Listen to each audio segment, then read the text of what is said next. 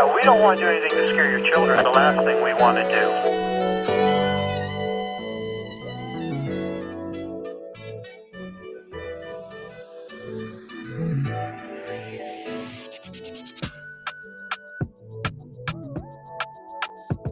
We're gonna do this tonight joint. We gotta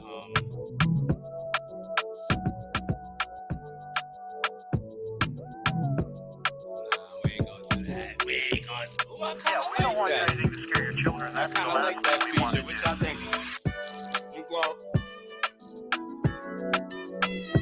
Let me grab my wand.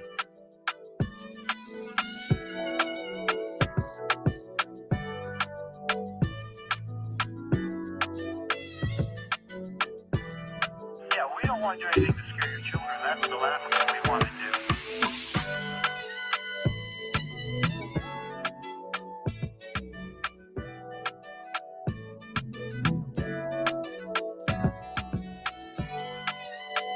Oh yeah, just the new trap we got coming out. Y'all make sure y'all check it out. Yeah, We live here, so I got my setup, that's the last thing we want to computer up there, got the TV set up. We live, baby. I hope everybody had a great day. It's the wind down. As you're joining, please make sure that you're liking. Please make sure that you like for the algorithm. It's gonna help more people have the conversation. I'm gonna share it myself. Hopefully y'all share it as well. Just click share. That's all I ask. Let me see.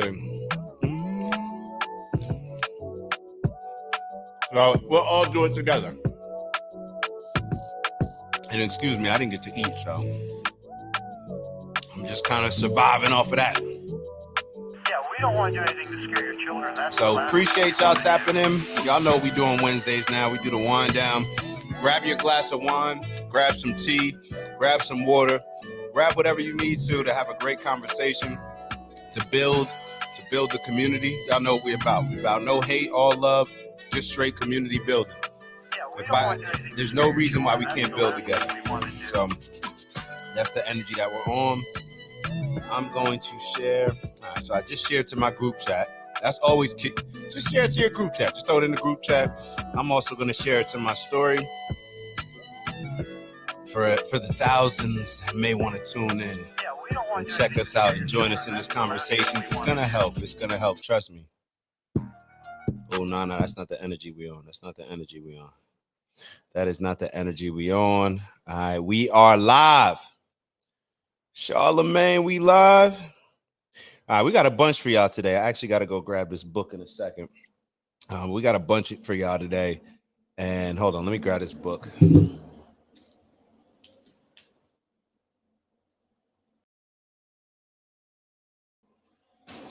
So this book that I've been reading, man, it's called Letting Go. Shout out to Bez G. Bez recommended it for me. I was having a therapy session with my brother, and he recommended that I check this out. So y'all may want to check that out as well. Let me get that there. So we got Letting Go by David R. Hawkins. As you can see, we already halfway through. Dope book. Definitely enjoying it. And it's about letting go. So if you're the type of person like me that may, struggle with letting stuff go and getting overwhelmed with certain distractions or things that become distractions rather than just letting it go. If you're the type of person that holds on to grudges, we do realize that grudges hurt us more than it hurts the person that we're actually holding the grudge against. And we don't even realize the energy that we're giving off, not only to that person, but to the rest of the world, and how we're allowing that to eat at us in different ways to bring our life to a lower vibration. That's not what we're about. All right, so shout out to my pops. Why am I shouting out my pops? I'm shouting out my pops because this is a go-to staple wine. So hold on, Urs in the building. Shout out to my brother Urs. All right, so matter of fact, next soon we're gonna have some wine sponsors, some wine and tea sponsors. The tea, we actually may be sponsoring it. Yeah, new things on the way. But Freak Show got a new label. Freak Show. All right, so fellas and ladies, but I'm talking to the fellas right now. If you want a nice Cabernet, that's not too crazy expensive, The price point of this most of the time is around anywhere from like $19, $20 to like $22. I don't know why this was down here. This is always on sale. I got this for what, $16. So I'm telling you, it's one of the best tasting wines that you'll have. If you are just getting into red wines and you've been drinking all that sweet white stuff or sweet rosé stuff, this is one of those full body wines that you're looking for. So you're gonna taste notes of berries, maybe a little vanilla, wood, wood barrels, or I don't know, oak barrels. I don't know. I just like the way it tastes. There you go. All right. I like the way it tastes, like the way it makes me feel. All right. And y'all see I got the little fancy. Somebody tell me what that is. I forget what it is, but it helps to disperse the air within the bottle to give it a fuller body as it allows the wine to breathe. Y'all could tell I'm what's it called when you're a wine connoisseur? I forget the name. Sommelier. All right, so let's get to it. Let me pull up my notes. Can I pull up my notes, good people? Let me pull up my notes. And Urs, shout out to Urs. You see, I got the setup going, baby. I can look at the TV. So Urs put me on all this. Y'all remember how I used to just have to look at the computer, type on the computer? Now we got an entirely different setup. In my opinion, I like it a lot. All right, so what do we have for today? We're gonna get a little bit on Stephen A. and why he's apologizing, and just an overall umbrella of why certain people feel the need once they get pressure to apologize for certain things, and why it's important for us to stand on certain things. When you're in a world that's so hectic and crazy as it is right now, when you just go along with everything, it's probably not going to solve any problems. It's probably not going to, and a lot of times you probably end up being part of the problem. But we're going to talk about Michael Rappaport, and I don't even know what's going on with all these college protest. But apparently a lot of people are having issues. There's an issue in Colombia. We're going to talk a little bit about Megan Rapinoe, and apparently. Hold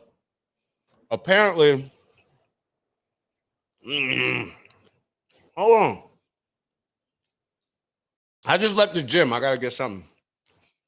Apparently, the worst job in the world is playing for the United States soccer team. We're gonna dive a little bit into that. We may touch on a couple other things, but yeah. And then we got a reading. So we got a little bit of the reading. So let's get into it. And I got a bunch of stuff actually from Instagram. Y'all were very kind in sharing a bunch of different videos. Let's see if we can get this open. Get this rocking. All right, let's start off with, hold on, bear with me. Why does it have to? I don't know why it does it every single time. Keeps making me sign in and out.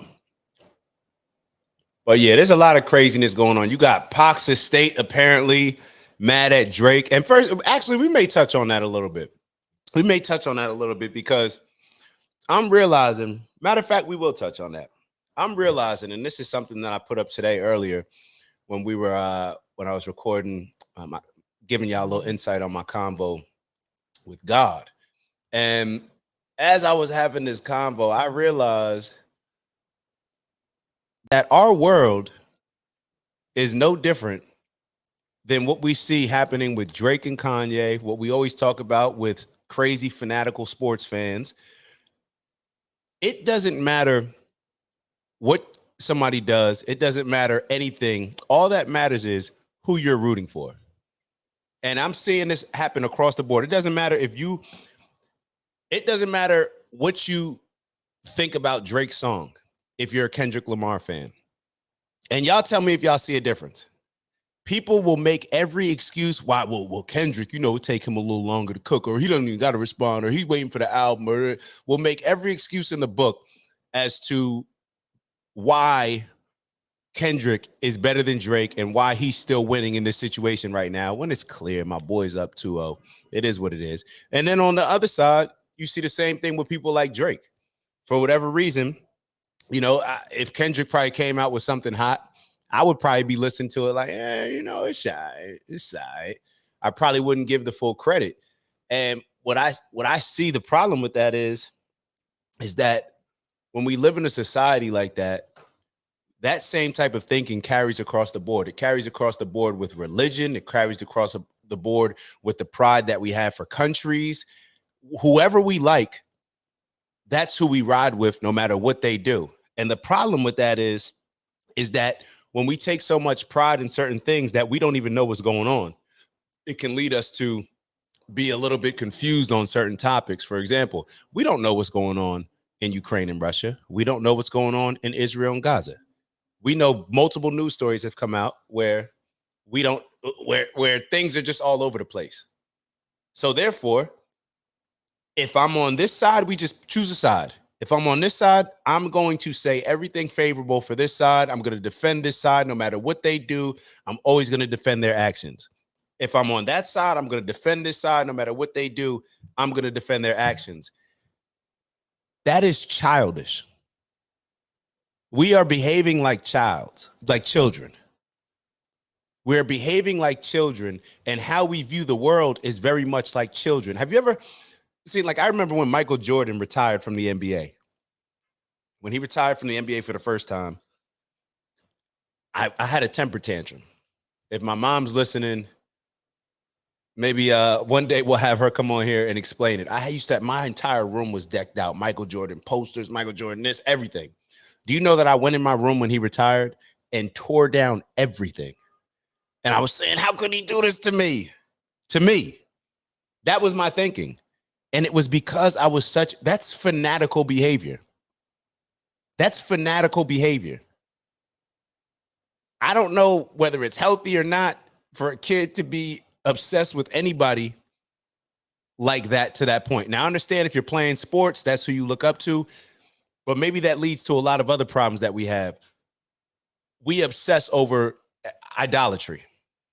So maybe that's another issue, but we're gonna touch on a little bit more of that down the line when we have this conversation with pride and how it impacts how we view the world and everything like that. Hold on, give me a second.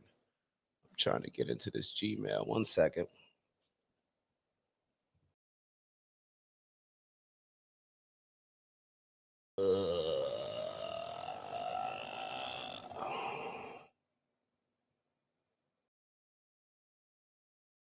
All right, hold on. I don't know why it's doing this to me.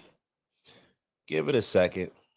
Confirm it's you recovering your account. There we go. Confirm. Are we good? Are we good? Let me get a text. Put in this verification code. My apologies for this. 937.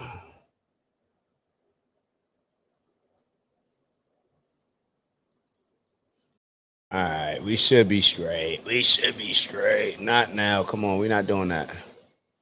Okay. Cancel. All right, we're good. We are good. They logged me out, but I'm back in. Hold on, your Instagram is We are in. All right, so let me share some of y'all. We'll share with y'all some of these videos that I caught up on. A lot of times I don't show. We've been focusing more on the long form conversations and the long form videos on YouTube and breaking those down. But it's always nice to have some short reels that, we don't have to digest for 20 minutes, but we can just, get to the gist of it pretty quickly. And we're gonna talk about these. So I got a couple things for y'all. Did y'all see that? Apparently Meg Thee Stallion, and she's gotten in some stuff. Checking in on the night shift. Shout out to OG Vons. All right, so I got to talk about this. This is another thing when I talk about idolatry. So in idolatry, who we align ourselves with, and us always having to hold ourselves accountable to the people that we allow ourselves to look up to, but also allowing our kids to look up to. So let me share the screen with y'all. So apparently Meg Thee Stallion, and I didn't watch this video, so we'll check it out for the first time together. But apparently she got an award. She got an award. So for all y'all Meg Thee Stallion fans, Maybe y'all can tell us exactly what Your she. overdose of irony. Megan Thee Stallion, a so-called rapper, received the Catalyst of Change Award from Planned Parenthood, a company that was started to eradicate black folks just like her, whose founder said, "We don't want the word to get out that we want to exterminate the Negro population." Now, I don't like to use the word retarded, but give me a follow. Are you ready for your overdose of irony? All right, so a few things here, and this is why I'm always confused on the conversation when it comes to pro-life and pro-choice. And I'm not going to focus too much on that, but for those that haven't heard me discuss Planned Parenthood, I think Planned Parenthood is a disgusting organization, and I think that we need to separate Planned Parenthood and all the marketing that they do as if they're really helping young women, and really understanding that Planned Parenthood is a business. For every termination, abortion, whatever you want to call it, they make money. So a lot of times we look at this as, oh, well, what if somebody gets, heartbreaking if somebody gets raped and they end up getting pregnant? Of course, but those are obviously the 1-2% type of situations. I don't know the exact numbers, but I've looked it up before. Obviously, it's not significant numbers. But when I hear people promoting things like Planned Parenthood and they're backing things and this pro-life and all this other stuff, the choice to do whatever, all these different things, do we really know what we're standing on? Let me ask you this. If you were an organization that was looking to bring about some change, Meg Thee Stallion, beautiful black woman, black American woman, would you bring Meg Thee Stallion on, or would you bring somebody else? Would you bring Meg Thee Stallion, who has the image of, and we're going to get into her some challenge that just got released. Do you think that if they were trying to do anything positive, they would be promoting Meg Thee Stallion as a catalyst of change? What is she known for? Have you heard her music?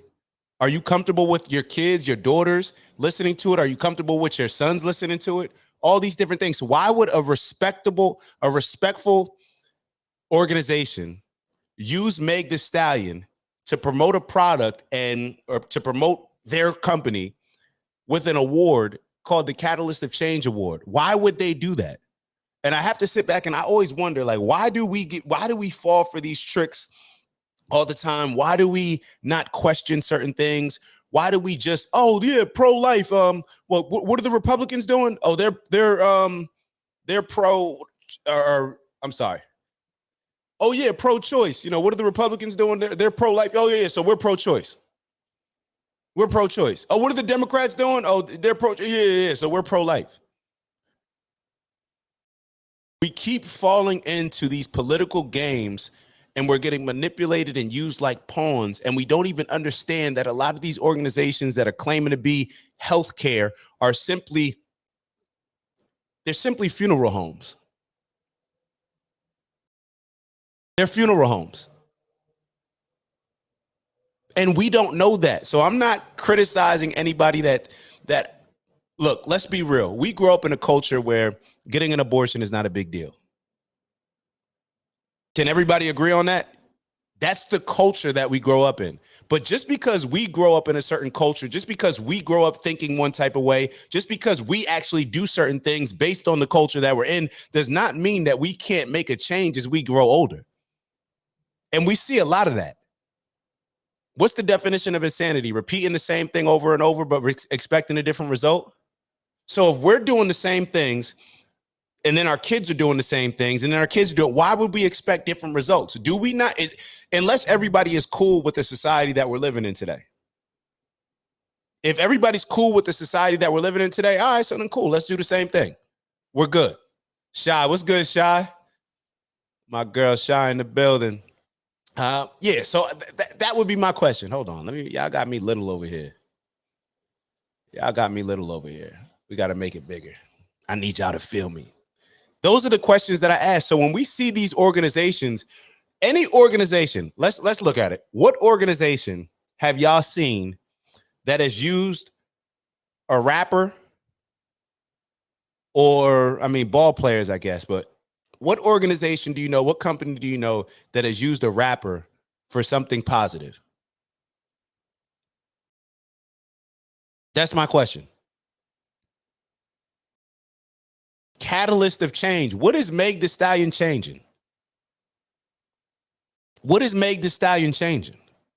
The only thing that she's doing is, you know what's so funny? We talked about Angel Reese before, and Angel Reese complaining about being sexualized. Why do you think Angel Reese is being sexualized? And a lot of people are going to say, well, just because she puts out music or just because that's doesn't mean that y'all are silly.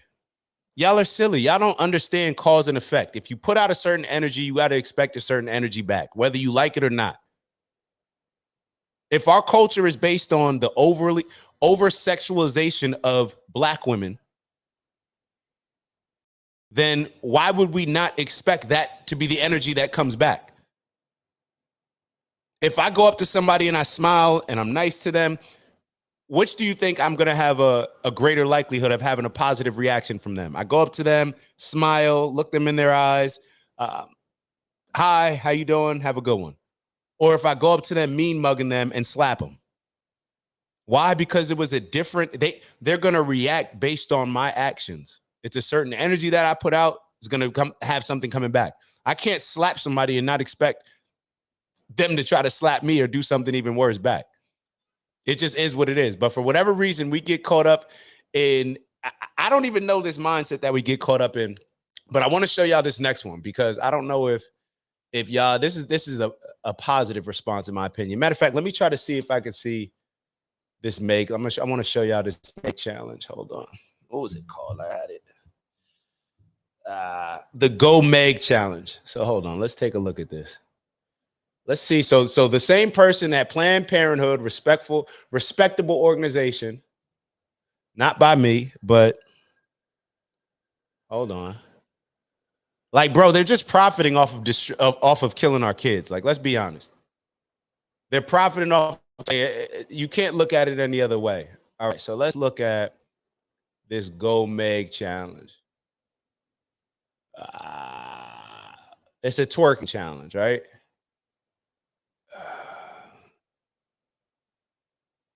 Gorilla teaches, Glorilla, another one, Glorilla. I don't see any good videos. Hold on. I don't see any. Let me show y'all the other video first, so that way I won't waste y'all time looking at it. But look what this beautiful queen had to say.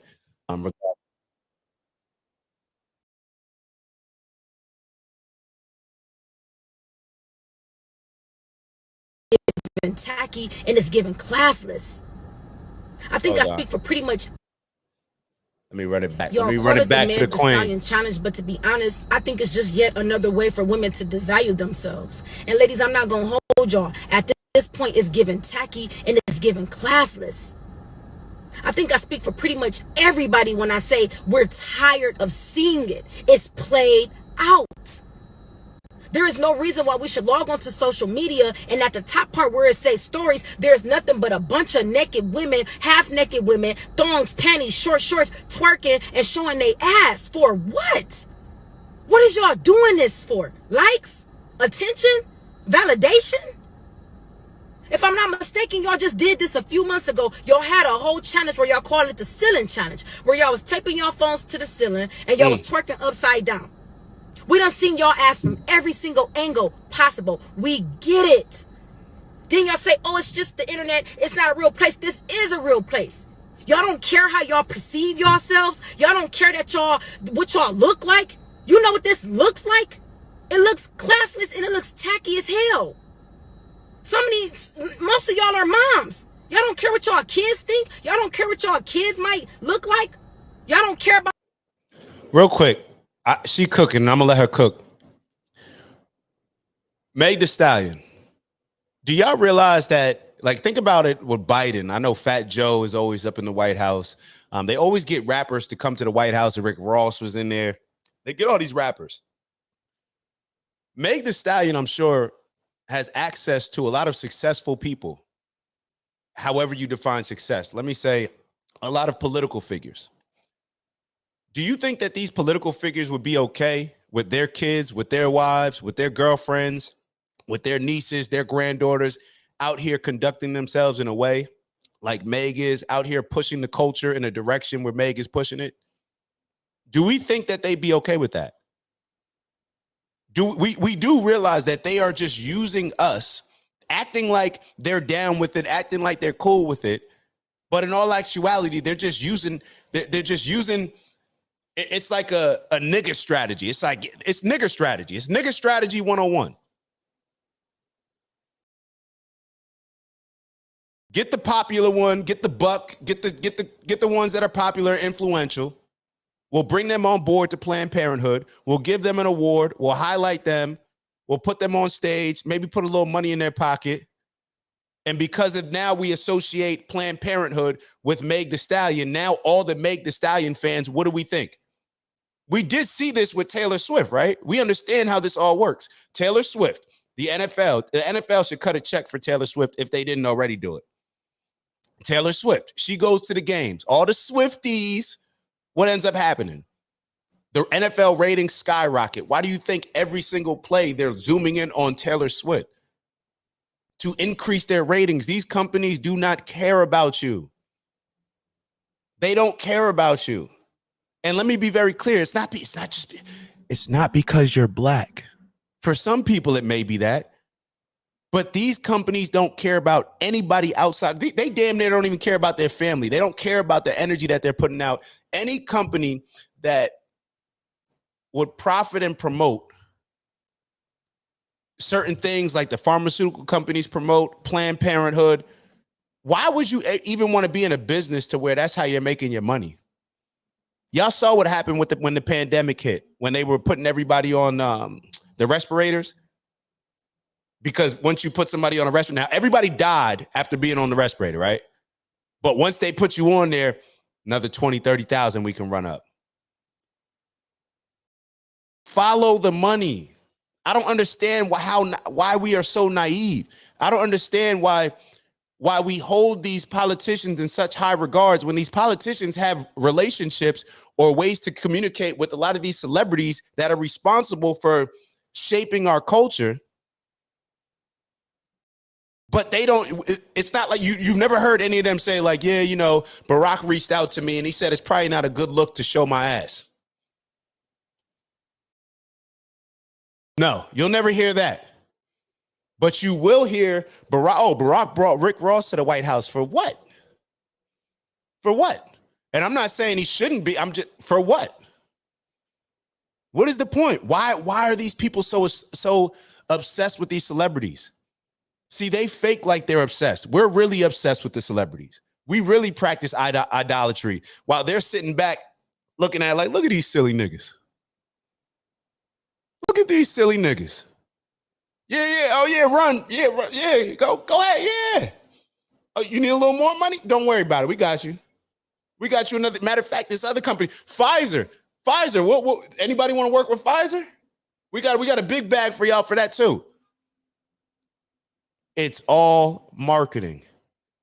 We're not keeping up with the marketing. We don't understand that those same commercials that are still on TV from the pharmaceutical companies trying to sell drugs to us, they just transitioned everything through the form of TikTok and influencers. They understand, they study this stuff. Why do you think, what's the most valuable asset in the world? What's the most valuable asset in the world to these companies? I'm gonna wait for somebody give me something. What's the most valuable asset? Information. All this TikTok stuff that we see, all this is a battle over information. When we approve an app on our phone, they're saving our information. What did we click on? So therefore, they can create algorithms that are built around us in order to sell it, whatever product they're selling. Whether that comes in the form of an actual tangible product or it's just the product of influence, the product of power as they look to manipulate us and control us and move us one way or another. But it's like we are just asleep at the wheel. I don't understand it. I don't understand it. Data, bro. Earth already know, bro. Bro, this is why I think Earth, maybe we should put together a program to show people like the Google stats, how intricate they are, how detailed they are. Everything that you do is being recorded. Everything that you do. I mean, I don't even understand why we're surprised. All you got to do is talk about, yo, I wish I had that new MacBook. And then you go to your phone. Next time you open up your phone, there's a deal that Best Buy just sent you an email saying, hey, you can get a new MacBook. It's like, wait, what? They're selling information, bro. It just is what it is. We okay it. And it is what it is. You can't, I mean, they're going to get our information. It is what I can't control that. We can't control that. But what we can control is being able to observe exactly why things are happening, being responsible for how we're marketed a product. You can't just let any and everybody tell you something. Why does that not, like, why would, who are Meg Thee Stallion's fans? Who are the majority of her fans? Hold on. Let's look it up, actually. Let me share this screen real quick. Let's go through this. Hold on one second. Earth, I got to get that computer, man. All right, so hold on. We're going to go back. Google. I wonder if they have stats on this. Who is Meg the, two E's, Stallion's fan base? Nah. Hold on. Maybe target market. You think they would have it under there? Let's see, target audience. Meg Thee Stallion's primary audience is Black women. Okay. All right. Can we get an age? Can y'all see this as I'm going through it? All right, hold on. Can we get an age range?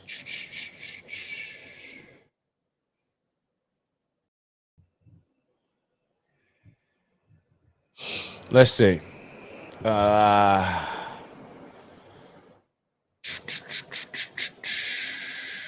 The 24-year. So she's 20. Nah, so that's 5 years ago. She's 29 now, around there.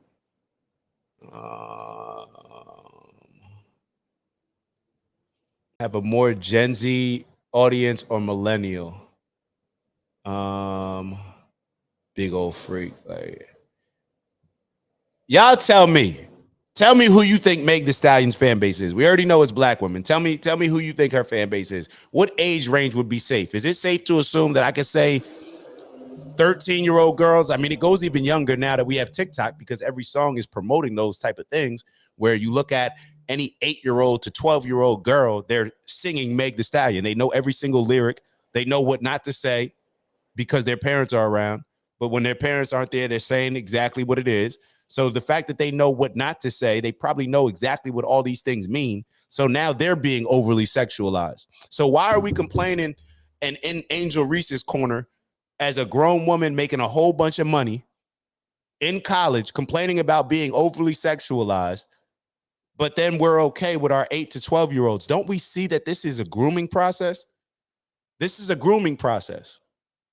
This is a grooming process. So once again, if her fan base, hold on, Gmail is the hook, so they can read what you do, say they can run ads to you. That's why it's free. All right, so let me ask you this. Let's say her fan base are Black women between the ages of 15 and 30. Who do we think get the most amount of abortions? Who gets the most amount of abortions? Women between the age of what? Do you think that it's just coincidence that Meg Thee Stallion's target audience is the same audience that Planned Parenthood targets? And that's who they decided to give an award to? Why does this not bother us? Why are we not scared about our children consuming this information? Why do we just let this stuff go? Why do we not hold Meg accountable? Like, ew, this is what you doing? We will hold our celebrities accountable about the stupidest shit. Excuse my language. But we won't hold our celebrities accountable about attaching your name, your brand, your image, your likeness to a company like Planned Parenthood. Also, we can have a society that just has casual sex, doesn't use any protection.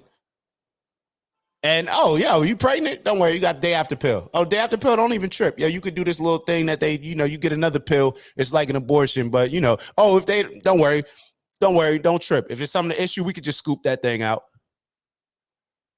We should not be looking at this as casual as we do. And I'm not putting any blame on anybody who has gone through this procedure. I'm not. What I'm saying is, if you've gone through it, then I assume that you would know more than anybody how traumatizing that this can be, how dangerous it can be, and the risk that we are putting our younger generation of women at. It's not fair to them. It's not fair for them to have, it's not fair for us to normalize these things that are extremely detrimental to our younger generation. So therefore, they're going through the same process. It's not fair. But we don't stand on any principles. We don't have any integrity. We have no morality. It's just fun. Yo, I just like the song. When it comes on, like, yo, that's my shit. I just want to talk. Yeah, that's what ends up happening. That's what ends up happening. So let me keep going. I'm sorry. Hold on. We still on? My bad, baby. Yeah. I didn't cut you off. Y'all talking about a challenge? Challenge yourself to be a better mom. Challenge yourself to be a better woman. Challenge yourself to be a better sister, a better auntie. Go challenge yourself to read a book. Challenge yourself in ways that's healthy for you. Y'all want to keep getting up here selling yourselves short for likes and attention for what? I'm not saying you got to be a nun, baby. I show skin. I'm not a nun. I still have fun with my girls. I still be outside. I do all of that. But it's never been about what you do. It's how you do it. Men used to have to go to a strip club to see stuff like this, to fantasize about stuff like this, to desire women to move in certain ways like this. But now all they got to do, the whole world is a stage at this point. All they got to do is log on to social media and it's a million girls shaking their ass, doing all type of stuff, trying to outdo each other. Because who y'all doing it for? Oh, we ain't doing. Oh, question. Who are y'all doing it for? I asked a group of women around the age of mid-30s, early to mid-30s.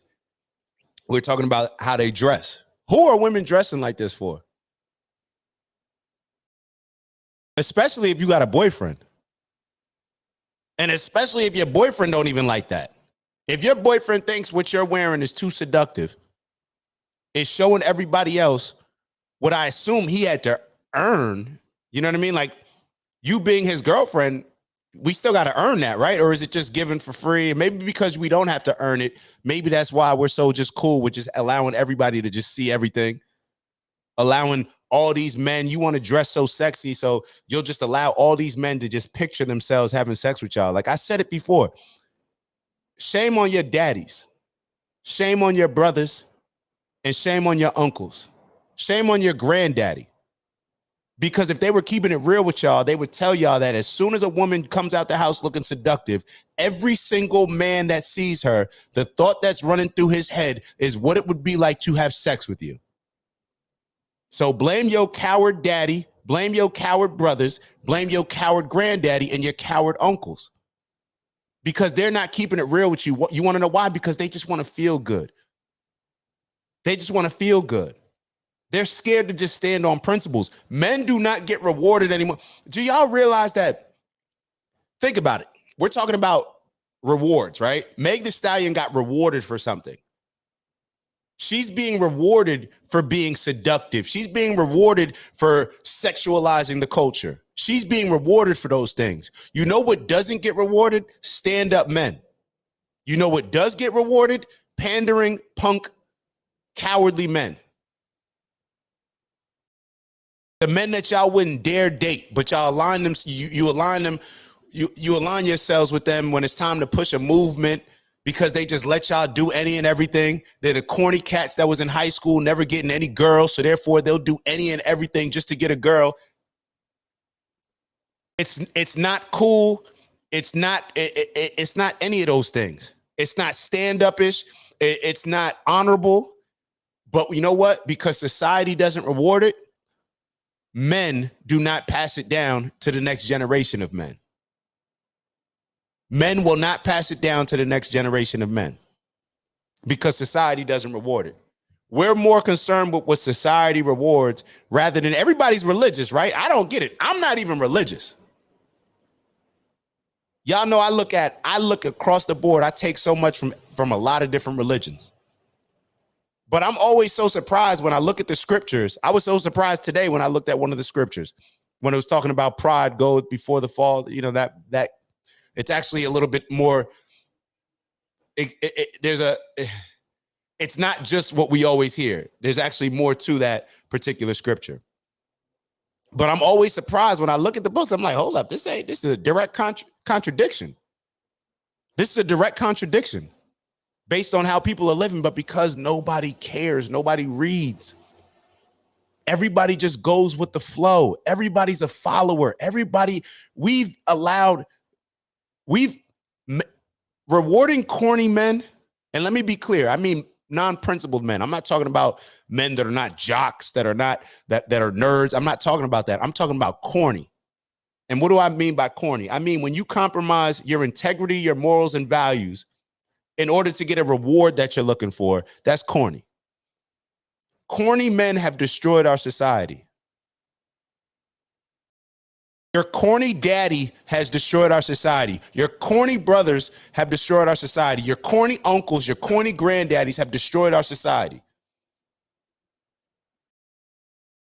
Your grandfather passed down a lot of this stuff, allowing this stuff to happen, knowing damn well he'd have a fit if your grandmother came out the house looking like a lot of these women conducting themselves with this type of behavior.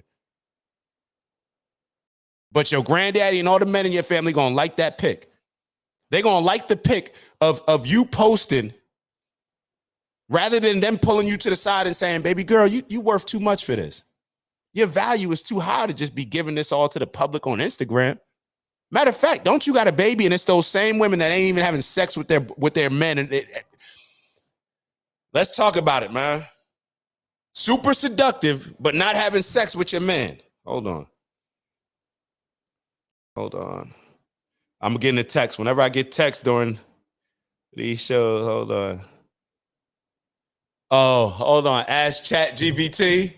I don't even know. I don't got the. I would try that. My bro said to ask ChatGPT about the Megs challenge. Oh, hold on. Actually, let's do that. You're talking about as far as the ChatGPT. Now, hopefully it has me still logged in. Why doesn't it have me logged in, man? Come on. All right. Email address, continue with Apple. Let's see if we can rock out with this. All right. Hold on. We're going to ask ChatGPT about Meg's fan base, and then we're going to move on from there because I don't want to spend too much time talking about her. I already spent long enough. Continue with password. Damn, what's my password? I almost said it out loud.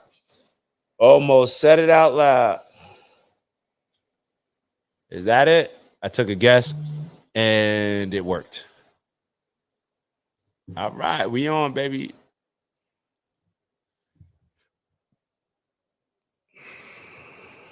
All right, let me see if I could trust this browser. All right.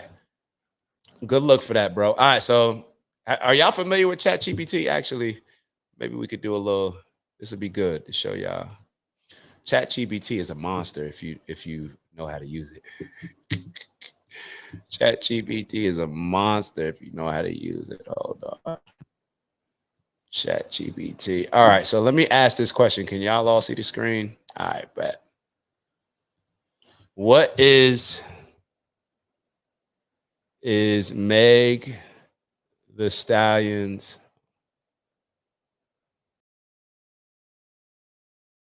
fan base? Matter of fact, why did I write who? I mean, why did I write what? Let me write who. Meg Thee Stallion's fan base consists of a diverse group of people, but she particularly resonates with young women and fans of hip hop and rap music. Her fans appreciate her bold and confident persona, her empowering lyrics. And Meg Thee Stallion is empowering. Throw ChatGPT out of here. I done complimented ChatGPT. Throw them out of there. They're saying that this is empowering, but it is empowering. It's empowering you to do something stupid. Meg also has gained a significant following on social media platforms where she interacts with her fans and shares updates about her music and life. Yo, the time is now. Everybody's on the clock. Yo, we are all responsible for the decisions that we make. Are we part of the problem or are we part of the solution? It's very simple. Are we part of the problem or are we part of the solution? All right, let me, did I finish? Damn, did I let her finish?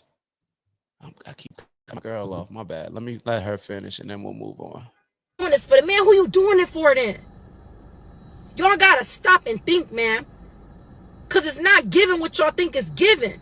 It's giving very low quality. No man of high quality, the man that y'all desire, the man that y'all swear y'all want, I promise you, he gonna treat you nothing like what you want to be treated like, because no man wants to see a woman up there or a woman up there that he looking at to pursue in a serious way, shaking her ass. We gonna smash. Cat's gonna smash. And I'm getting frustrated because the men in your family, where are they at? Y'all know I'm a big fan of, I think it's necessary for men. If you have a woman, women have no idea how to tell a good man. Like, you have no idea. Women have no idea how to choose a man. No idea. Women may feel the same thing as far as men having no idea how to choose women. Fair, cool. The men in your life should take a very significant role in helping you decipher between what's a good look for you, what's not. A man can sit down with a woman. A man can sit down with another man. Let's say this man, you're dating him, entertaining him, whatever. 5 minutes, we can sit down and I can know what this guy's all about. 5 minutes. It'll take you 5 years. It'll take you 5 years. I see it all the time. Matter of fact, you'll know it. You'll see all the red flags and just ignore it. And then you just get deeper and deeper into the hole, to the point where it's like, now it's like, I don't want to climb out of it. And it becomes harder and harder. We've all seen these stories before. 24/7 on the internet like that. Y'all want to be quick to say we're not doing it for the man, but baby, one day you gonna want a man and he not gonna want you. Because in 2024, you up there shaking your ass for likes and attention. It's not that deep, man. I don't know if y'all lacking some type of self-esteem or what, man. But y'all gonna have to pull back and reevaluate some stuff. It's not cute no more, y'all. It's played out. Stop. Please stop. Y'all. All right, let's keep going. Moving on. All right, so I wanted to show my dog Chase. My dog Chase Green. When we're talking about being willing to stand on principle, this is what I don't get. For all y'all religious folk, Christians in particular, isn't the entire celebration and appreciation of Jesus Christ because he stood up for all of us during a time where he was hated and crucified for it? Isn't that what we honor? Like, don't we hold that in the highest regards, regarding him as a God, regarding him as a savior, a Messiah? So if we see ourselves as Christians, wouldn't we strive to be like that? Wouldn't we strive to be the person that doesn't matter how much money you have in your account, but you are a principled person? You're a principled person that's going to be honest and truthful, and that is going to always remain, is always going to prioritize integrity over anything else. Those used to be our heroes. Those used to be our heroes. There's no way that you can tell me that you're Christian. I don't care what you say. That you can call yourself Christian. You can identify as whatever you want to identify as. It doesn't mean that that's what you are. Oh, you're a woman? Okay, cool. You're a fairy? Cool. You're a squirrel? Cool. Doesn't mean you are. You're a Christian? Based on what? Oh, well, I got baptized. Okay. But how are you living? What standards do you have? What and that's why I love challenging y'all, because all it's gonna do is challenge me back. I have absolutely that's what being fearless to me is all about. That's what being fearless is all about. So what ends up happening is we go through life and we don't like to hold each other. We don't like to hold that person to a high standard, because what does that mean? That means that I got to force myself to hold myself to that same high standard or even higher, right? So therefore, we just rather go through life like, yo, just do your thing, relax, chill, it's all good. We good here. That's how we choose to go through life.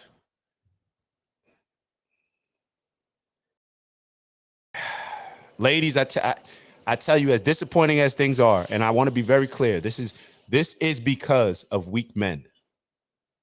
It's because of men that lack integrity and principle, and that would rather be liked than to just do the right thing. And by doing so, they end up putting the next generations and the next generations in a terrible place. Not protected, not taken care of, terrible perspective and mindset, all of the above. Not equipped to survive in this society. But at least you like them. So, ladies, let's do a new challenge called the Integrity Challenge. Maybe, and fellas, let's come up with a challenge for ourselves as well. Maybe let's only, especially if you, can we start here? If you're going to not use protection, can we just make sure that the person that we're involved with has integrity? Can we call that the Integrity Challenge? To where it's like, if you're not going to use protection, let's just start there. Let's just start 101. We're not going to use protection. Then at the very least, we're going to make sure that that person has integrity. That's our challenge. I just spilled something. Hold on one second.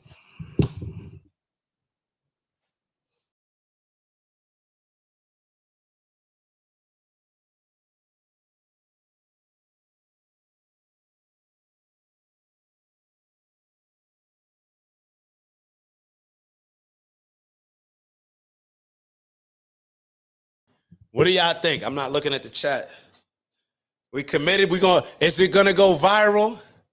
Is it gonna go viral? Should we put it on TikTok? Throw it out there. Everybody get on board. We doing an integrity challenge. You cannot have raw sex with anybody without integrity, a certain score. Your daddy has to approve their integrity. Your brother has to improve their integrity. But the thing about it is, if the men are not raised to have a standard of integrity, then it's like, where's the system of checks and balances? So let's keep moving on. It's already 10 o'clock, man. All right, Chase, talk to me, bro. You got to be comfortable with being the bad guy in somebody's story. See, what happens is when they can't control you, they'll label you the bad guy. Listen. Bad guy's not always about you actually doing something wrong. When you stand up for yourself, when you create boundaries, when you reinforce those boundaries, you will always be the bad guy in someone's story. Your freedom has to take precedence over any form of hate or any type of labels they might throw at you. Listen. See, a real one, he doesn't mind being a bad guy, because it's always better to be hated and free than to be loved and controlled. Never be uncomfortable with making them uncomfortable for your own self-respect. Be the bad guy. Stay focused. Be the bad guy. Stay focused. All right, so now he's joking a little bit, but sometimes it takes being the quote unquote bad guy. Sometimes it takes being the quote unquote bad guy to the bad people. I remember they always used to Dame Dash. They always label him as he has the aura of the bad guy, and he responded one time and he said, "I'm just the bad guy to the bad guys. To the good guys, they don't see me as the bad guy." But when the quote unquote bad guys have all the money and the power, the Planned Parenthoods, the Pfizers, the pharmaceutical companies across the board, the politicians, when they have all the power, the influence, and the money, then they can create narratives. You can have Hillary start a whole thing about Trump with Russia and all this other. We know how this goes. We know how this goes. How do we think a situation like Weinstein or Epstein happens? Like, do we not think that all those politicians, all those people that we hold in high regards when they went to Epstein's house, do we not think that they knew what was going on? Do we not think that? But nobody wants to be the bad guy. Let's keep going. Let's keep going. Which one do we want to go to? Which one do we want to go to? All right, we're going to go through here. We're going to go through here. Do I want to show this? All right, let's lighten it up a little bit. In light of it being Mother's Day coming up, I want us to always make sure that we appreciate our fathers. Why do I want us to appreciate our fathers in a special way? Take a look at this post.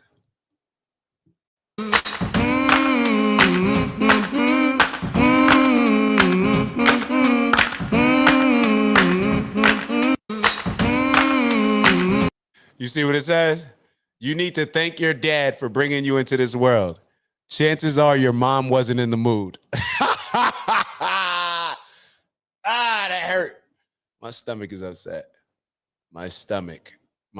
Thank your pops, man. The moral of that is to thank your pops.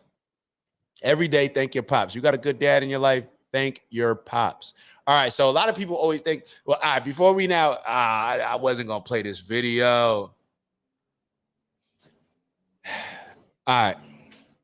You know what a lot of people try to do when I have conversations with them, or that I see, observe? I don't even really have these conversations a lot outside of with y'all, like on the live stream. That's why this is so good for me. I eliminated all the conversations mostly that I used to have at group chats, spending all day going back and forth to end up in the same place. I can have it with y'all.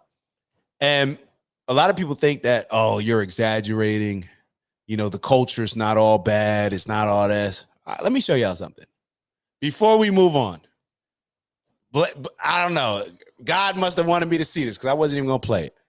Yeah, what you doing? All right, let me show y'all some shit on the thing before. Put on that, Bubba. Hold that. You get that one. Small. I don't want to be a part of it. Y'all see what's going on here? Bow, yeah. Hey, bow. Wow, move and pause. Hey, what you doing? As you're watching this, I just want you to remember that they banned and censored doctors, very qualified to speak on things like vaccines. Who would be more qualified than the doctors, right? They banned healthcare professionals that spoke out against the COVID vaccine. So they have the ability to take down whatever they want to take down. If you, let's just be honest, if you speak on Israel, Jewish people, certain things, it is what it is. And I'm not even, in this regard, a part of me respects the fact that, we're not allowing anything negative to come out on our culture. A part of me respects it. But a part of me also is like, well, by doing so, you are manipulating. Neither here nor there. If you're going to censor certain things, then why is this not censored? If we're going to censor opinions about religions, opinions about vaccinations, how is this allowed to be on social media? This lady is twerking. We're going to play it back. Don't trip. This woman, girl, is twerking little kids in a thong and on live. Put on that, Bubba. Hold that. You get that one. Like that she thinks that this is okay. This is just, she's a victim of the culture. Bow, yeah. Little kid. Yeah. Hey, bow. Wow, move and pause. Slapping her butt. Ruining these kids. This is pedophilia. This is everything. Like, how?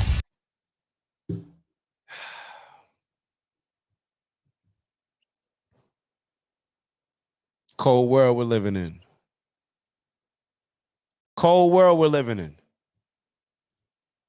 It's a cold world we're living in. And I know y'all don't even really, I know that let me be very clear. All right, so going back to Chase's post when he said you got to be okay with being hated by certain people, disliked, whatever it is, you know, I like to think that the hate is not there, but some people do hate you when you just say the truth. It just is what it is. I don't know how we got here to a point where we are just okay with this. And I'm calling out all Americans. You want to know why? Because this is an American problem. This isn't a Black American problem. This is an American problem. And you know how it's not just a Black American. Let's look at the companies.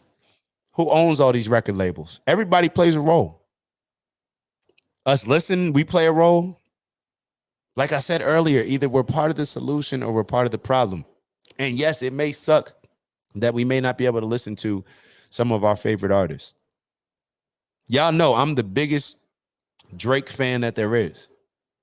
But I stopped listening to him maybe about 6-7 months ago when he put out the album with 21 Savage, because it was just weird to me. Like, it just kind of like hit me at the time where it's like, damn, Drake is Black. He's also Jewish. Like, there should be some insight that he should be able to provide as the most popular Jewish person maybe in the world.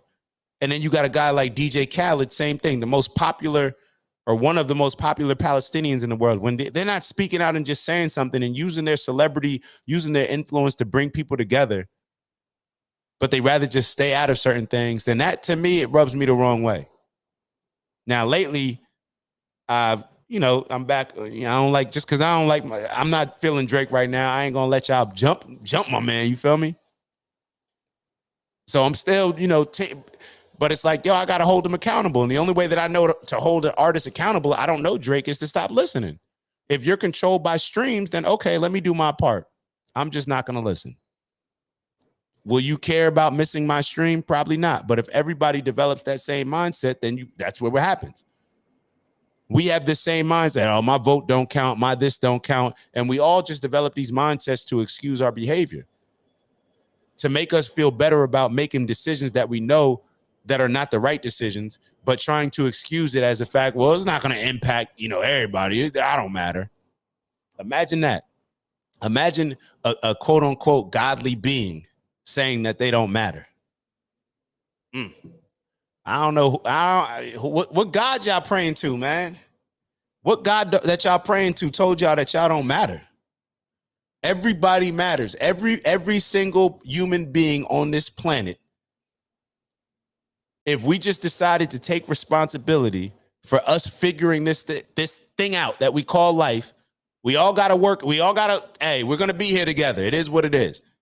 Let's figure out a way to, make this as pleasurable as possible. We all play a role. We all play a role. All right, what's next that I had on here? Do I need to go to the notes, or we'll just rock out like this? All right, so I thought that this was dope. So a lot of times we get on rappers, we get on, cats that are in gangs, all this type of stuff, putting out this negative energy, selling, whatever it may be. And I think it's smart to highlight the people that actually come back and after going through the street, being in the streets, being all these things. Of course, we already know that kids learn through what we do, not what we tell them. However, the more and more people that we can get to speak from this perspective, I think that it will wake a lot of us up and at least get us to be seeing things through a different perspective. So hopefully we could save one life, you know what I mean? Save one kid from killing another kid, save one kid from going to Rikers and getting caught up in the system. And now they had a charge when they're 16, 17 years old, and it ends up impacting them for the rest of their life. You feel me? If we can just shift perspectives, if kids see you as cool, then they're going to do what they see you doing. They're going to follow your path. So being cool, that's amazing. Now let's just use it in the right way. I'm going to tell you like this. I can't afford no slips. I can't afford no slips. I just lost my mom. I just buried my mother, man. I lost my emergency contact. I lost that one person I could call up and guarantee that she on deck. I don't have that no more. I don't have that luxury. I can't afford jail. I don't got nobody I could call up and say, yo, hey, bro, hold my bills down for the next year while I'm sitting up fighting this case. I don't know nobody like that. I don't have that. You know what I'm saying? When you a kid and you going back and forth through trials and tribulations and all that, you ain't leaving nothing behind but a bedroom in your mother's house. Yeah, that's all you leaving behind. Just all you leaving behind. As an adult, you leaving bills, you leaving your own apartment, you leaving your children. You might come home and your mother might be dead, your father might die while you in jail, all sorts of shit. I can't afford none of that no more. That part of it is over with. You know what I'm saying? I had to leave. In order for me to still be here, I had to leave childish behavior in the past. That's done. I can't be making childish decisions. The same decisions, facing the same choices that I faced when I was 16, 17, 18. I'm not facing those choices no more. Nah, that's not what it is. I can't afford it. So when niggas call me up asking me to do dumb shit or get involved with dumb shit, I'm gonna tell you like this. I can't afford no slip.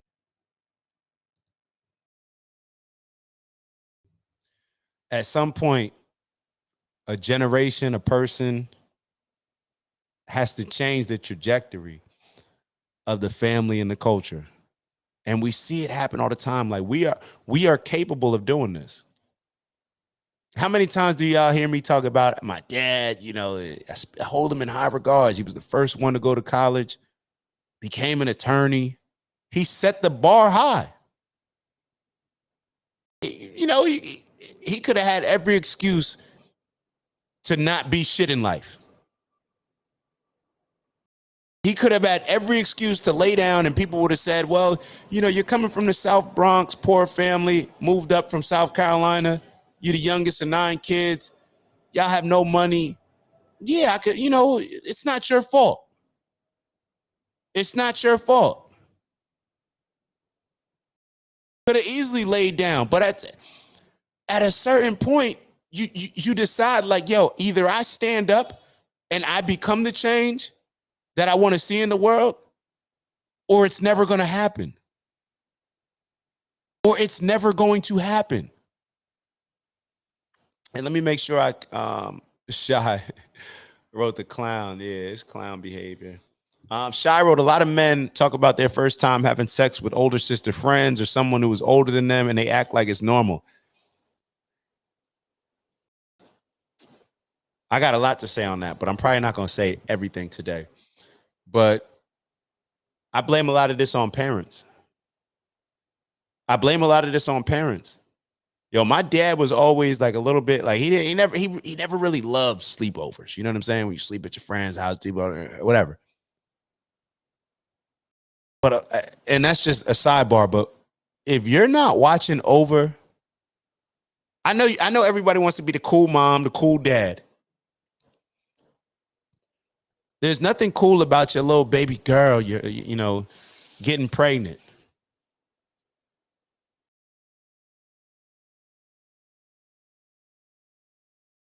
There's nothing cool about your little angel, your little princess, your little queen, whatever you want to call her, having some of the older kids running trains on her, taking advantage of her,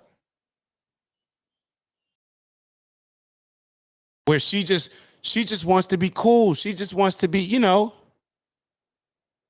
the energy that dad. Do y'all not? Come on now. We know how this goes. You see a young girl dressed a certain type of way, professional, you know, whatever, regular. And then you see another young girl looking fast. Older guys are gonna prey on that. And let's be very clear, your daughter's not smart enough to know how to get through like. You ever watch the nature shows when a lion is hunting the gazelles or anything like that? They go after the little one. Why? Because it's easier. They're more vulnerable.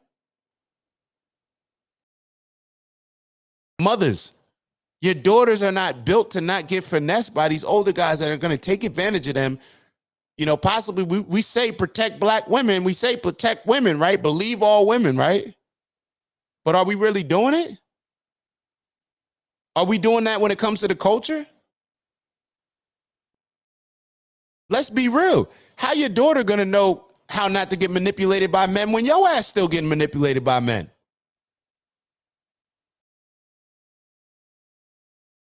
How your daughter gonna know not to get manipulated by men when her daddy done manipulated you?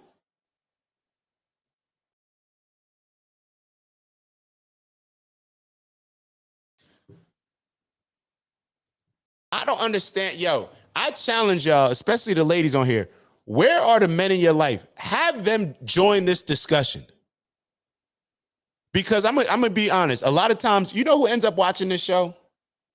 It's my homegirls that are already seeing things the way, you know, who have already understood a lot of the things that we're talking on. What do we talk about all the time? You're not going to see a lot of Phoenix Suns fans tuning into MSG to watch the news on the Knicks and how their, you know, second string player just suffered a finger injury. So now he's out. They don't care. They don't care. It's not relevant to them.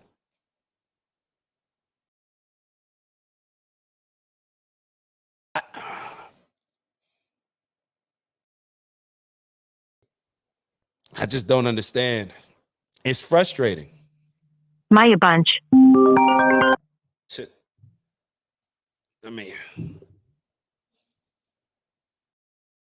My fault. Let me turn that off. That was funny. That was funny. Let me stop.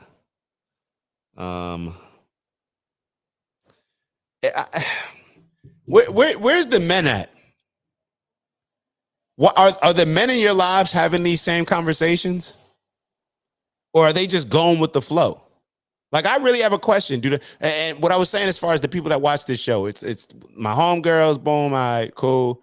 A couple of my homeboys, they definitely aren't locked in. And they, you know, we may not think, first off, and it's almost weird to me when you hear people say, like, they have to almost start off a conversation. Well, I don't agree with everything they say, but nobody agrees with everything anybody says. My homeboys, we on the same page. My homegirls, we on the same page. We're all looking to grow on the same page. The other people that watch it are a lot of, like, I know my dad sends it out to a bunch of his friends who are obviously a lot of men over 65. And I'm looking like, yo, how do y'all talk to y'all grandkids? Do you give them the honest truth? Or is it just, oh, give granddaddy a hug. You need any money? All right, I'll see you next holiday. Why I gotta say this? Like, I mean, I don't mind. I really don't mind. I take pride in being a stand-up person. It's just how I was raised. I've always been this way. I'm not always right, but you're gonna know exactly how I feel. I'm gonna tell you an example of this.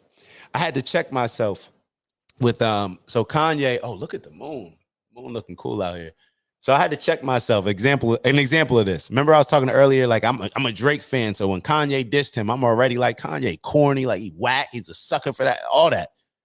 But then I had to realize one trait that I appreciate a lot more in Kanye than Drake. He's direct. He's honest.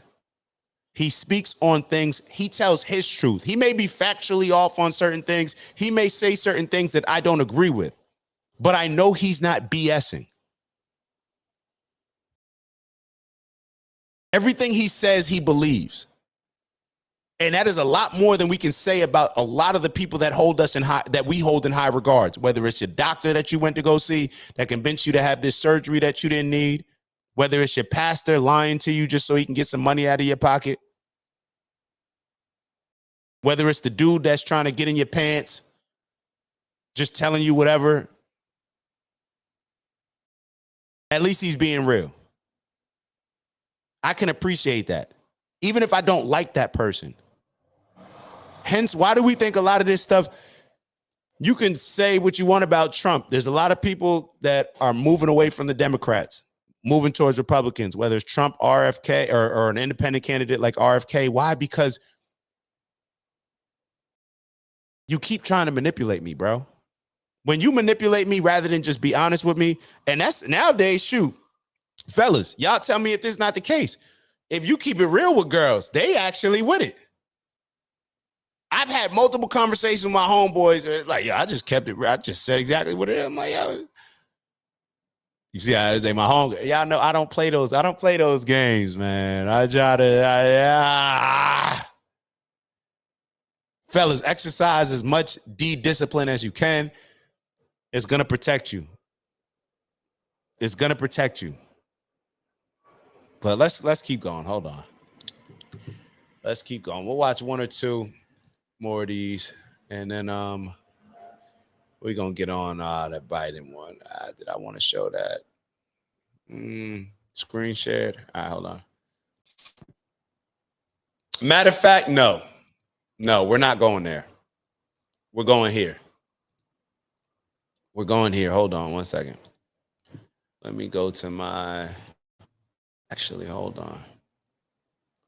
We're gonna what we actually talked about. Now, damn, I don't even know if I'm gonna get to the book, the letting go. We gotta talk about letting go, right? It is what it is, man. It is what it is. Y'all know how these shows go. All right, let me show y'all this. All right. So, hold on. Okay, I want to play two things for y'all.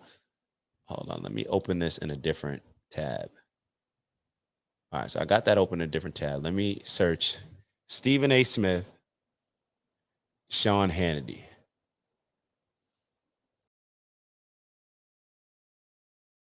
Hold on. All right, let's take a look at these videos. I'm trying to. I haven't seen.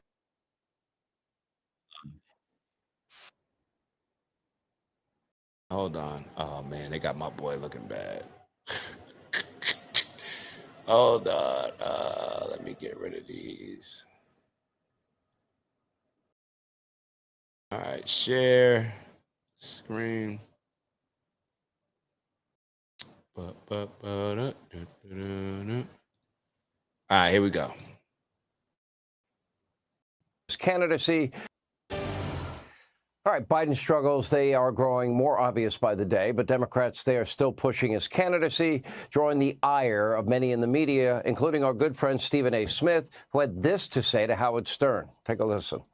I'm not saying that Biden is awful and I look at him now and, oh my God, please get him away. What I'm saying is you're asking me to look at an 82-year-old man who seems to have lost a little bit of his step at the very least and say invest 4 more years in him. It is an absolute disgrace on the part of the Democratic Party. All right, here with reaction, our friend, ESPN host. By the way, the highest rated host on sports television today. Am I allowed to say that? With one of the most successful podcasts. I just want to play it through. And a guy that now barely answers my texts because he's really gotten that famous. He's that busy. Please. Then you go lying on national television, man. Come on, man. I always answer your text messages. What's going on, man? You and your troublemaking self. What's up? What's going on? Me and my troublemaking self. What people don't know is I always tell you stay out of politics, and you always tell me to stay out of sports. But here you are in politics. That's true. Look, there are older people that are energetic. That Bernie Sanders is older than Joe Biden. Man, that guy is as sharp as he was 10 years ago. Donald Trump, sharp as he's ever been. I've spent hours with him interviewing him. This guy is falling apart in front of the whole country, and it's embarrassing. Why are so few people willing to say it like you are? Because they're hardcore in defense of the Democrats, the liberals, the progressives, and they want to make sure that they do everything they can to avert Donald Trump getting back into the White House. You're absolutely right about Bernie Sanders in terms of I like Dean Phillips, Representative Dean Phillips, and what he said about Biden in terms of you used the word cognitive decline. I wouldn't go that far. Physically, communicatively, yes, there is a decline. There's no doubt about it. But at the end of the day, it's really not about that. He's in office right now. The problem problem is that, you know what, so many tens of millions of Americans are hoping and praying that we go to the polls and support a man that's going to be 82 at that time and push him into office for an additional 4 years. And the point that I keep making, and the point that I made on Howard Stern the other day, is that the key word here for the Democrats is liberal. I'm sorry, progressive. Progressive is the word, progressive. Yet here you are talking to us and wanting us to rely upon an 82-year-old individual to beat All right, I'm actually somebody gonna that's stop it going here. to Hold be on. 78 years old, that's got. I'm going to stop it here because I don't even know if this is, he goes on Hannity a lot. But some of the comments that he was making that I wanted to focus on was him saying that he made the comments that there's a lot of black men that Trump has become appealing to based on them seeing Trump being treated unfair by the justice system. They believe that, and I believe that a lot of the stuff that's thrown at Trump is BS. I think that they're just trying to use it to not get him, not be able to run. Some of his stuff, maybe some of the stuff I think is just BS. Especially with one of these ladies that we've spoken on before. I think it's BS. I think that they're just pushing it.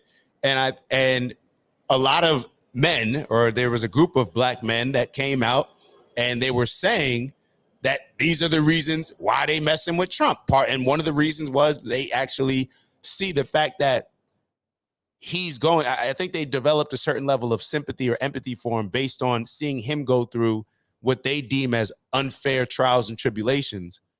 And also, I think it's a mixture of things. I think it's that. I think it's just Biden and the Democrats being so terrible as far as their track record on the things that that they say that they'll do, making all these promises for the black community and just seeing what the results are. All these different things. So he commented on this stuff, and he said just that. And a lot of DL Hughley, all the super duper Democrats, the super liberals, they came from the NAACP, the Roland Martins, y'all know. And instead of Stephen A. just standing on what he said, watch this. This is what I want y'all to see. Hold on. And then we'll finish with this. I got to eat dinner, man. Can't be playing with y'all for too long. All right.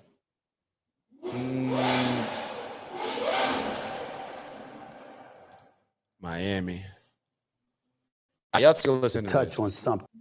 I wanted to touch on something that I made news about just a few days ago. Let me say this, ladies and gentlemen. Accountability is where everything needs to begin in this world.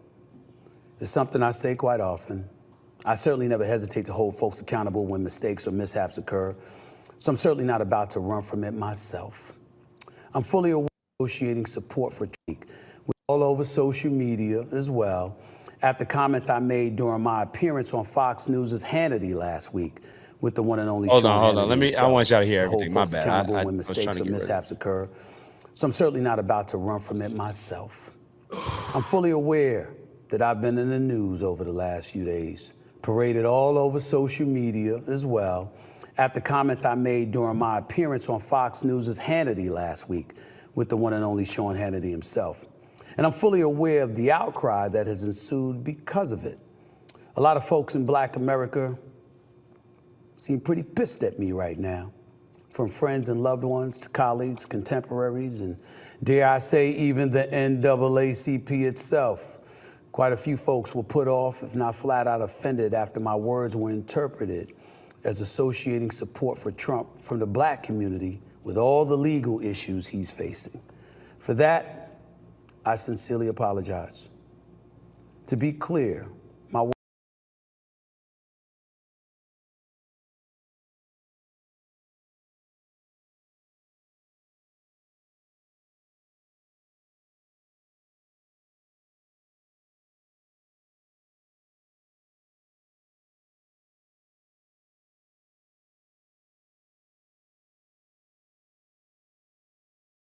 words were misconstrued. I'm stating right here for the record that my words were taken out of context, misrepresenting and depicting me in a way I found every bit as insulting and disrespectful as folks in Black America evidently felt about what they thought I said.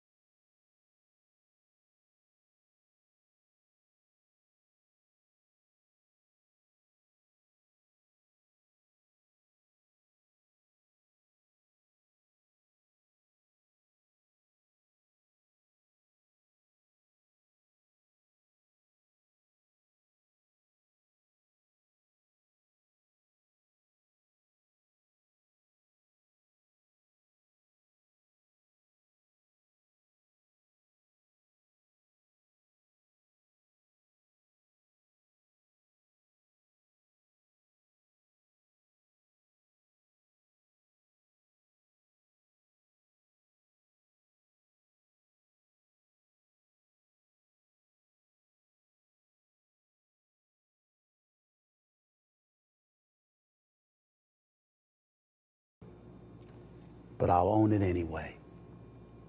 Because please know that I know the buck stops with me. I'm in the communication business. All that time I was muted? So my bad, regardless my dad of whatever texted me. Let me be very interpretation clear. that accompanies Hold any on. words Don't worry coming about out it. of my mouth, Don't worry about it. the I appreciate y'all. responsibility Hold on. ultimately lies with the companies I've been Let me go back to what he said. I was taken out of context. It's true. I sincerely apologize. For that, I sincerely apologize. So what I was saying is pay attention to how people apologize. Pay attention to how people apologize. Do they apologize and say, this is what I said that was wrong? This is what I really think? Or are they saying, oh, these people misconstrued what I said. They took me out of context. For that, I apologize. You're lying. You're lying. These people are famous slaves. Just like a lot of us are slaves to our job, just like when I talk to my dad, he may be concerned about some of the things that I say on here because him and his friends, they're thinking like the first thing they're thinking is like, yo, what does his employer say about this? The same way that they're scared and that most of us are scared to say certain things, these people are even more scared. Think about it. I lose my job, I figure it out. I figure it out. I'm not feeding 50 people. I'm not seen as a celebrity. It's all good. I got cut from the NFL and I went back home to my parents' house in the same room that I grew up in, and I was cool. Still showed my face, wasn't tripping. These people cannot afford to lose. They all took deals. So what I was saying when y'all probably were just looking at it, Stephen A. Smith, oh yeah, we're going to give you this money, but you're going to be right under here. Smell the deodorant. Because anytime a situation occurs, when Stephen A. gets out of line or if he's not pushing the agenda that they're looking for him to push, yo, let me holler at you, Stephen.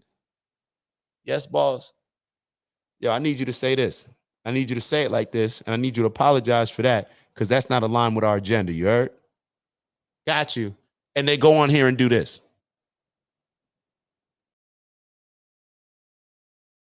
When are we going to celebrate and honor stand-up men? Selfishly, I want it. I want to feel good. I want y'all showing me love. You feel me? I want the world to show me love. I want the world to show me love. It feels good. It feels amazing. It's rewarding. So that's the selfish aspect of it. I'm being real. I don't want to be hated. I want to be loved. I want to be cherished. I want to be respected. I want to be appreciated. But I'm never going to sacrifice wanting those things for the needs that come along with integrity, principles, morals, and values based on our society and what our group of people needs. And I'm not just talking black people, but it definitely impacts black people more than others. And as I'm looking at this, it's always the black celebrities. Well, actually, it's across the board, but they always get black celebrities, black faces in high places that are with the go along, get along gang. They will say anything, do anything, just to appease whoever's giving them a check. Look, study these people. Do y'all not study? Like, does it not, when y'all see these people make these apologies, make these statements, read their body language. Do you believe what he's saying is true? Why would he change his mind? Why would a guy like Stephen A. Smith, I'm big on accountability, so some people told me so. Come on, clear. Now. My words were misconstrued. I'm stating right here for the record that my words were taken out of context, misrepresenting and depicting me in a way I found every bit as insulting and disrespectful as folks in Black America evidently felt about what they thought I said. You're lying. But I'll own it anyway. Look, this is an acting job. Hold on. Please. On his paper, he probably had something written where it was like, all right, now take a deep breath and lean back and say, we'll own it. And look at this. In Black America evidently felt about what they thought I said, but I'll own it anyway. Phony. And this is the problem with all this. If anybody says anything that's not aligned with Joe Biden, do y'all understand, like, for all y'all Democratic supporters, does it at least not, like, does something not go off in your head where it's just like, isn't it strange that, like, if something's good for me, Do they have to force it on me?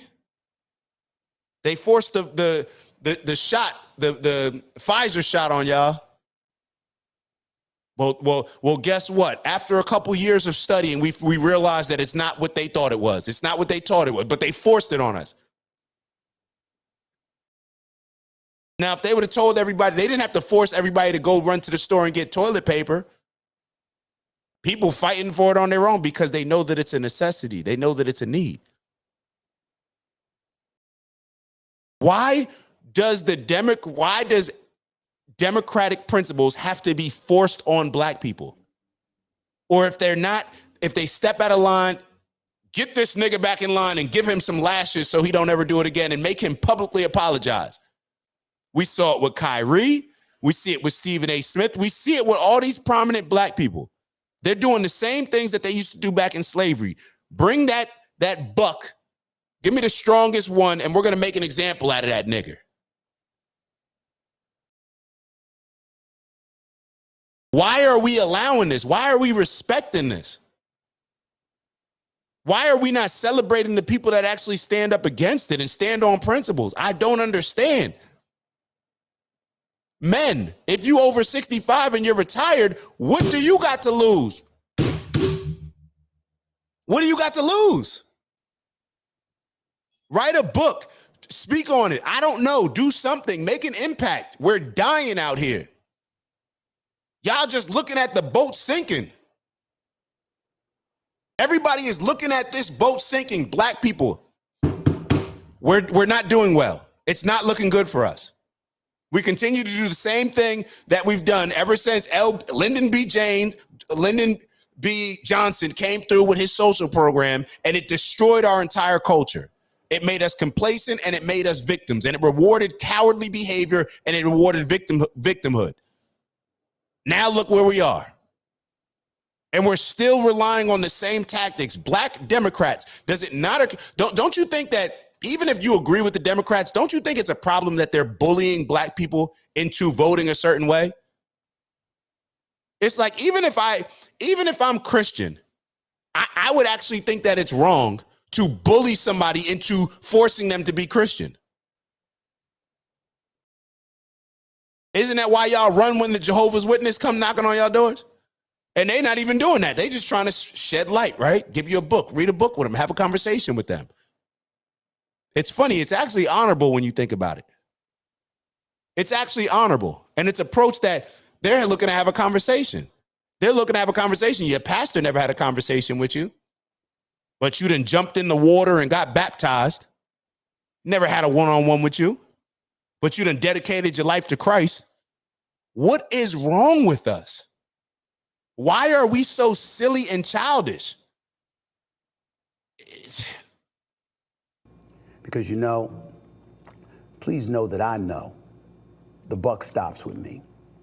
I'm in the communication business. I've been here for 30 years. So regardless of whatever interpretation that accompanies any words coming out of my mouth, the responsibility ultimately lies with me. When I get this big bag, the big bag is already on its way. When I get this same type of bag that Stephen A. got in bigger, just watch, just wait till y'all see how I move on it. Just wait till y'all see what I move with it. That's how I know the bag is coming. That's why I'm on here, and I have no problem speaking my truth. No problem being honest with y'all. No problem being vulnerable as far as, like, I'm going to tell y'all exactly how I feel. I'm not going to not tell you how I feel because I'm scared. What if I'm wrong? What if I'm glad that I said it. So now I can be corrected. Just wait. Yo. Just wait. Just wait. I'm gonna show cats how to move. And it's like, yo, this is ridiculous. Like, this is what we're rewarding. This is what we're okay with. This is really what we're okay with. If you are retired, if you are a retired man, let me be very clear, and a woman, if you are a retired man or woman and you're living comfortable, give me money. Find somebody in your family, in your community that stands on principles, morals, and values, and feed them. If you're not going to do it, if you're not going to stand up here and be willing to take the shots that come with it and the risks that come with it, then empower somebody else to do it. Just like we read the ChatGPT where they were talking about Megan Thee Stallion empowering her fans. If you're not courageous enough or you don't have it in you to do it, then go feed somebody else and empower them to do it. Because if not, you know that what's going on is wrong and you're not doing anything about it. And instead you're just diving into politics like let's be real. I'm going to watch politics all day. You know what matters more than your vote? Where you put your money. So you can spend 4 hours a day watching your favorite news channel, figuring out, you already know who you're going to vote for. So what's the point of even watching it?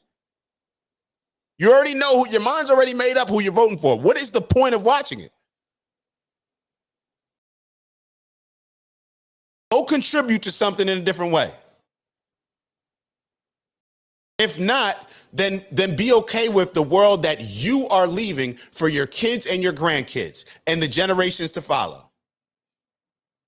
But legacy doesn't matter to us anyway, so that's why people don't care anyway. Me first and foremost before anybody else. I've always felt that way. I still do. I always will. Period. Blacks who refuse to support Trump are aware of his history of issues. And we'll never forget how Trump claimed Obama, the nation's first black president. Ask yourself, why is he doing this? Why is he bringing this up? Wasn't even qualified to hold office. This is what happens when the corny kids who looked up to the cool kids their entire life and they never felt solid within themselves, and they will do any and everything in order to get a bag of money and the things that they think come along with it. Let me give y'all some game. If you're corny, you're corny. That chick may have sex with you. She don't like you. You're never, that feeling that you're searching for all the corny cats out here willing to compromise their principles, morals, and integrity, you're never going to feel like that guy when you walk in a room. There's just a different aura about it. There's a different aura from a man that walks in a room and stands on principles and tells his truth no matter who's in the room. Whether or not women nowadays appreciate it or not, they feel that there's a difference when your man walks in the room and when I'm in the room. There's a difference. I promise you there's a difference. And it has nothing to do with looks. It has nothing to do with money. It has nothing to do with anything other than this person is just principled. That's it. These men, they're searching for things that they think come with this prize, and it never arrives. So therefore, they just continue to chase more and more money, thinking like, oh, well, wait till I get this house, then I'm going to get that girl. Grown-ass little kids. Stephen A., grown little kid. Office because he was born in Kenya, although Trump recanted the statement during his 2016 campaign run for the presidency. Yet Trump's dissenters were not the topic of discussion when I was talking to Hannity. The support he appears to be receiving in the polls. Hold on, listen to what he just said. Listen to what he just said. Yet Trump's dissenters were not the topic of discussion when I was talking to Hannity. So if it wasn't the topic of the discussion, how were you misconstrued? What are you even doing right now? So now anytime somebody has anything to say about Trump, you have to say, well, we know that in 2016, he said something bad, or when Barack was president, he called Barack. But then when I bring up Joe Biden and the crime bill, I think Joe Biden's changed. Be consistent. The support he appears to be receiving in the polls was what was being discussed. 5 polls, count them, 5. Emerson, NBC News, Daily Kos, New York Times, and Rasmussen, all big national polls had Trump leading over the last few weeks. Plus, according to 538, recent local polls also put Trump ahead in battleground states. He's up 6 points in Michigan, Arizona, and Georgia each. Insofar as Trump gaining support in the black community, well, how about various publications with these headlines? The Chicago Tribune. This time, Trump really does seem to be making black voter inroads. So then why are you apologizing? He's apologizing and then giving evidence to support what he said is true. Now, what he's probably going to say is, well, they're not just supporting him because he's facing indictments. No shit. No shit. Nobody believes that. So stop trying to paint the picture like that. But then it's like apologizing, but let me tell you why I was right. Roads. Why? The Washington Post. Voters of color are shifting right. Are Democrats doomed? How about the New York Times? As black voters drift to Trump, Biden's allies say they have work to do. Axios wrote, big Biden bummer. New York Times Siena poll shows gaps with key demographic groups. Wall Street Journal, Biden loses support among black men. The Hill, Biden losing support among black voters in swing states. Survey. Al Jazeera, why are black voters backing Donald Trump in record numbers? So what are you apologizing for? And CBS News, black voter support for Trump up from 4% to 23%, poll finds. Why did I say all of that? Because I want to show you I didn't just open my mouth. I read, I listened, and I've seen a momentum shift, as we all have.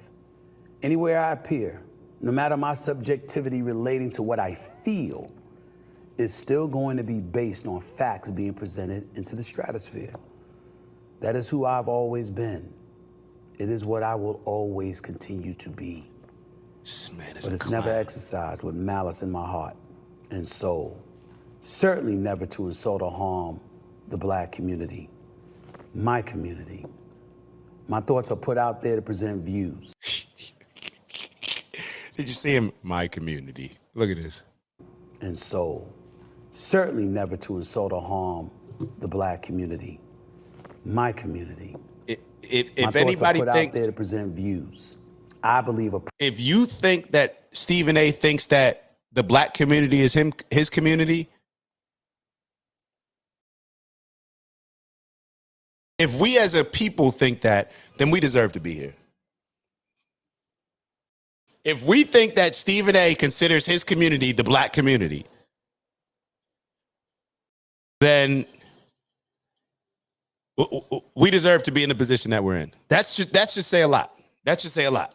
Pertinent, that alerts us to what's going on, what missteps may be taking place, and how, if at all, they could be corrected. I hope everyone can understand and appreciate my intent, if nothing else, as we march forward right here with the Stephen A. Smith Show. But just because my intent was harmless doesn't mean my words were harmless, and I know that. I can always do better, and I'll strive to do just that every single day that I'm alive. Damn clown. Let me look at this. Hold on. I want to. Stephen A. scared of the NAACP. I don't usually look at comments. You said it. I listened to your words. Blacks love Trump because he's facing trial, stupid stuff. You said what you said. So they threatened to remove your black card. Gotcha. Stephen A. really thinks he's an absolute badass in his head that doesn't care about others' opinions of him, then goes on to make like 3 videos justifying his stance because the public didn't support it. I thought the whole point of having your own show was so you could say what you want without apologizing. My words were misconstrued. You went on Fox News, homie. Somebody visited Stephen A. Someone got tapped on his shoulder. I told you, I didn't put you under here. Tap on the shoulder, little brother. We all see which side you're sliding over to.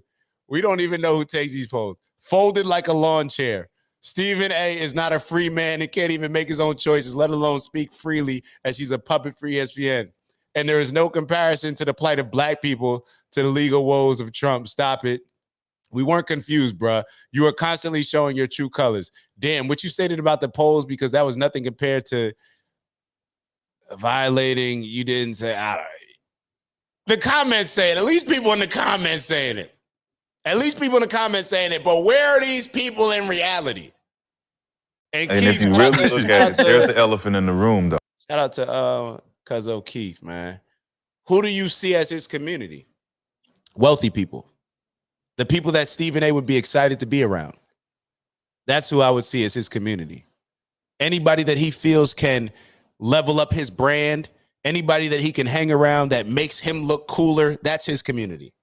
His community is not the black community. And let me be very clear, my community is not the black community.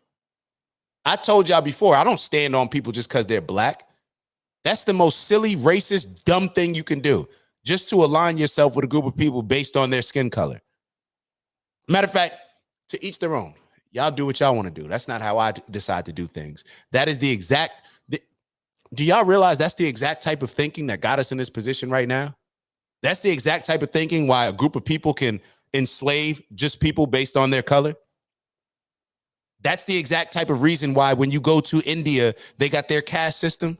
When you go to Asia, why you got Asian people walking around with umbrellas scared of the sun because they don't want their skin to get darker. You get what I'm saying?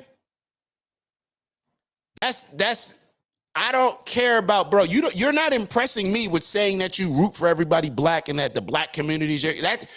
Bro, that impresses somebody like you sound smart to dumb people.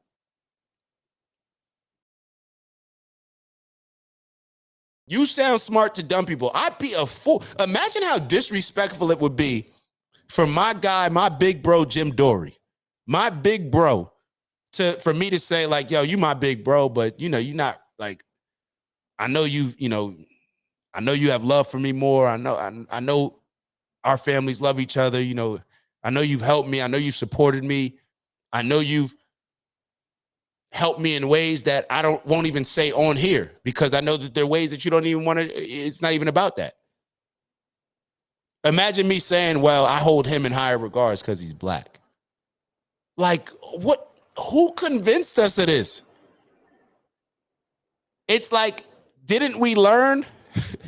Didn't we learn not to think like this when it was slavery, when it was the Arab slave trade in Africa? Like, yo, this is why they'll always get people, because nobody reads books. Nobody reads books. People on YouTube all day looking at the wrong stuff. Yo, this is just the same tactics. How did we get caught up in using the same tactics? Now we're proud of the stuff that we used to fight against. Oh, I'm just doing it because he's black.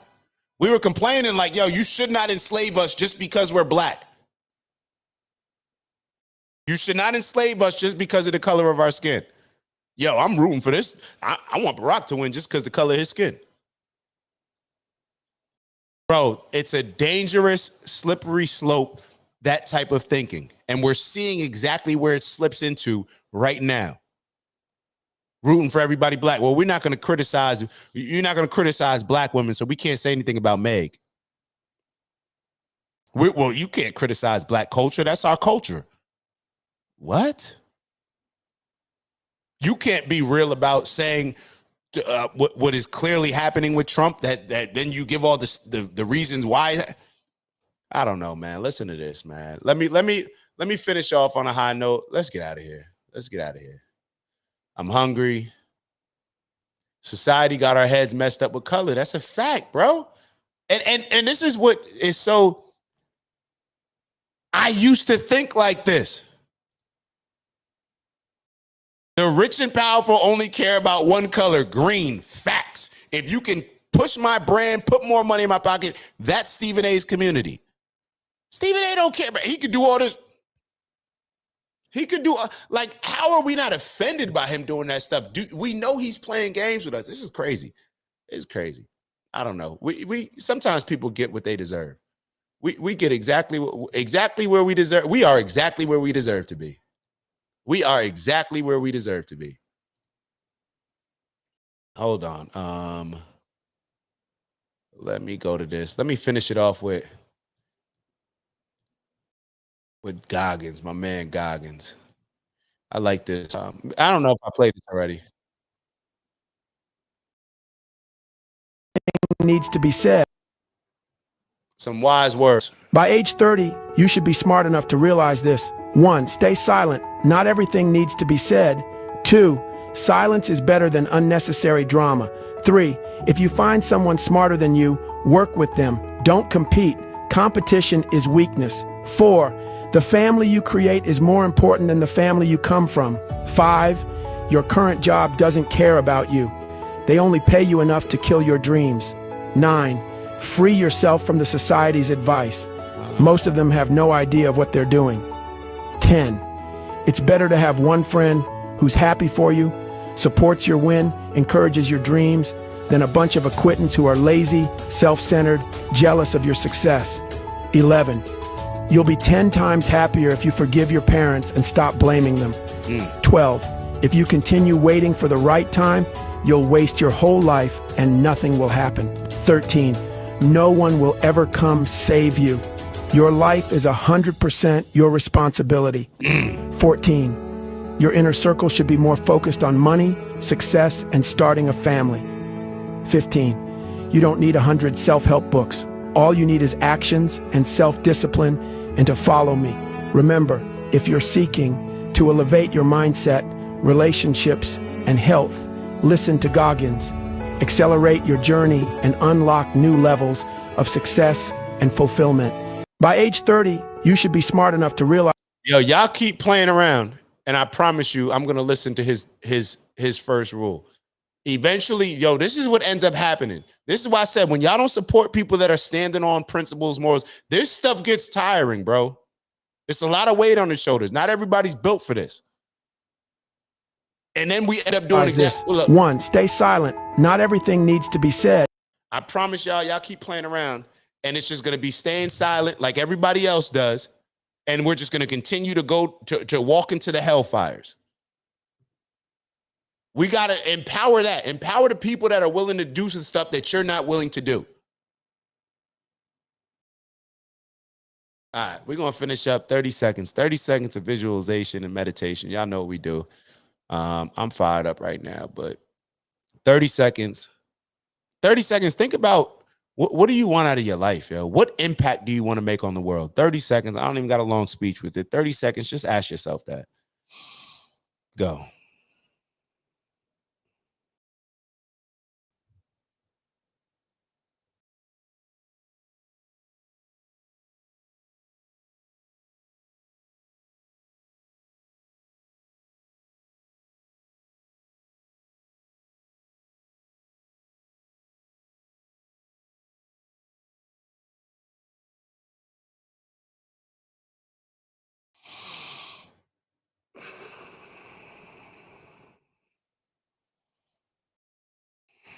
All right.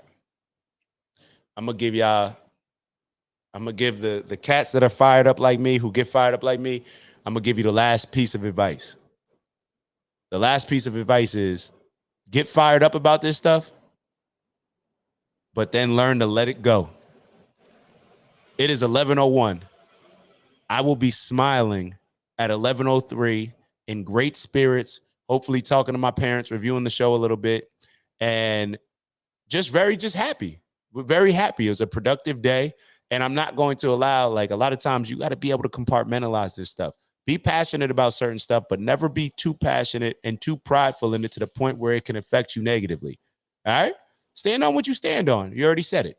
It is what it is. Start a family. You'll never have a better why, bro. That is,